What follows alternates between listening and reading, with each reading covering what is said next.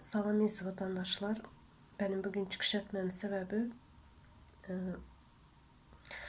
ilk önce Türkmen halkına, Çarşov halkına geçmiş olsun iletmek istiyorum.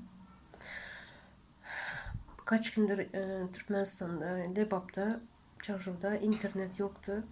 Dün internetler açıldı, haberiniz var herkesin. Ben kötü bir haber aldım.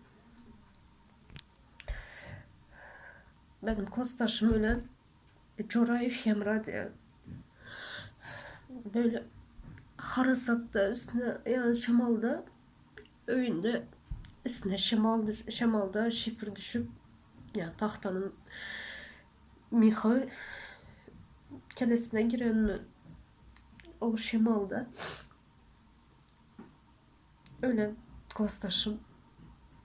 Onun için yani halkım onun ruhuna dualarınızı istiyorum. Yani çok iyi olandı. Ya ruhlar şad olsun. Allah rahmet eylesin klastaşımı. Ya bu ne zamana kadar bizi üzecek bunlar? Çok üzüldüm klastaşımın öldüğüne. Allah'ım izinde kalanların başı sağ olsun. Senin başınız sağ olsun. Onun gibi ne bir vatandaşımız öldü, bizim haberimiz yok.